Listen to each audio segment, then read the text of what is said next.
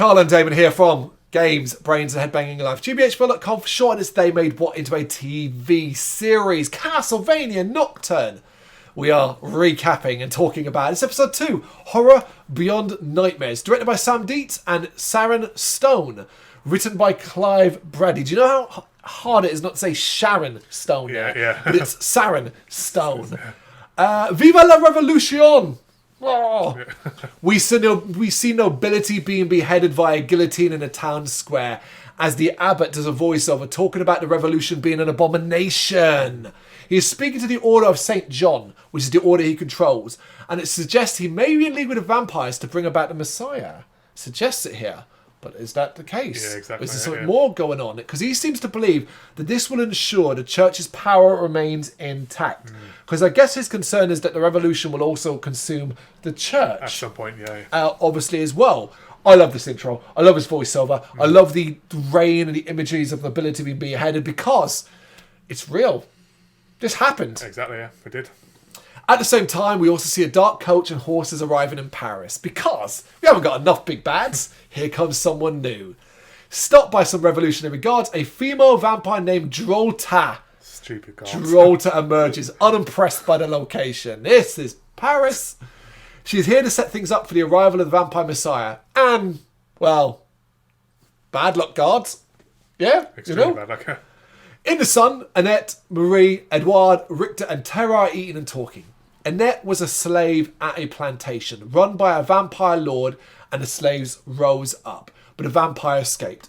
Edouard was an opera singer who was aided her during the slave uprising before they journeyed together in France. Now, we'll go way further into their stories. We will go back and show you how everything played out and all of that, but not just yet. Yeah. So trust me, even though they're just sort of saying out loud what they did, we will see it. Yeah.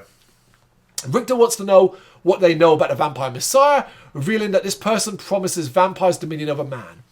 No longer needing to rely on humans, Richter reveals that he can no longer do magic too while practicing with blades, but doesn't quite know why. And I like his matter of fact about that. It's like I used to, just don't know why. He probably does deep down, but he's not going to reveal it, is he? Continuing their talk about the messiah, and the name is revealed to be Countess Elizabeth Bathory, of course, an actual human being in history. A character, a person who's been embellished throughout history, but was well regarded as a bad person. Yeah. A monster when human, and so much worse now. And this upsets Tara, who seems to recognise the name. She reveals that she fled Russia when she was younger because of the Countess. And we flash back to her time as part of a group of speakers who stopped to help a poor village. The town was attacked by soldiers and vampires, ordered by Elizabeth and led by a second-in-command, Drolta. So, Drolta's an important character. Yeah, of course.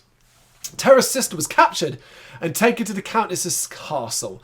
And Tara found her way inside, finding scores of tortured victims, including her sister. But she was too late, and the girl had been driven mad and turned into a vampire. I said in the previous episode recap, and I'm saying it again here, this show is more horror. Yeah. That part where she sees the bodies, approaches her sister, and she grins with that vampire face is pure horror. It's proper dark here. Nasty. Brilliant, brilliant, brilliant.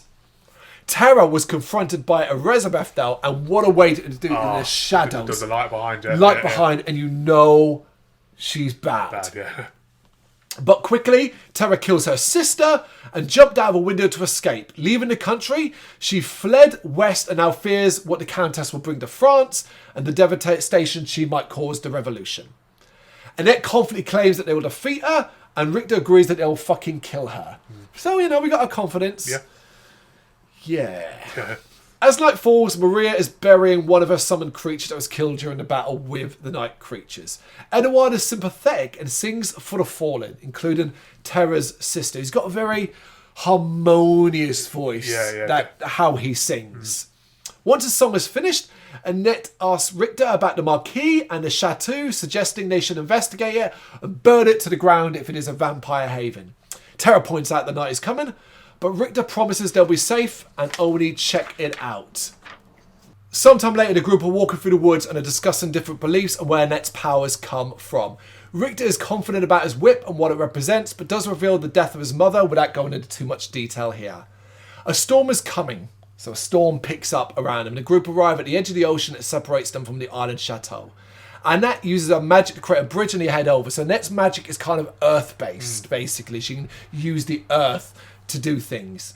Around the chateau, the royalty are enjoying themselves and they see the corpses of the dead people being given over to night creatures. Annette suggests they follow the creatures to find out who the Forge Master is. But Maria is shocked to see one of the bodies is Jacques. But Annette sees something worse. And this is where things go wrong.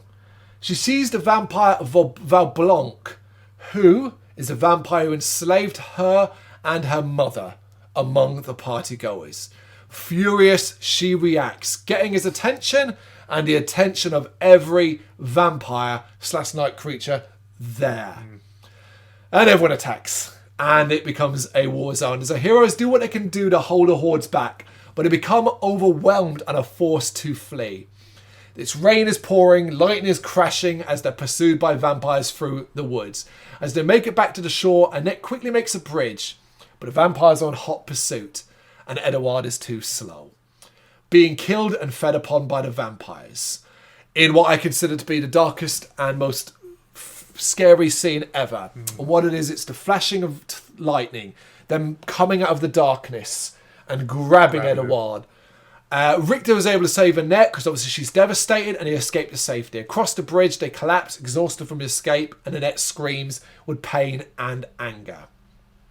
And because this episode is all about happiness, we then see Edouard's body being added to the pile of dead. And we see the night creatures delivering him to the Forge Master, which is the Abbot. The Abbot is the Forge Master.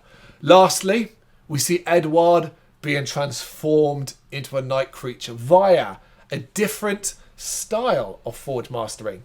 It's a machine, an infernal machine. And we see Edouard being turned into a night creature. And that's how we end episode 2. And talk about really, really stepping it up and going a bit further with it in regards to things. We lose a major character here. We'll say major. You can say he was only introduced in the last one, so he's not a major. Yeah, of course.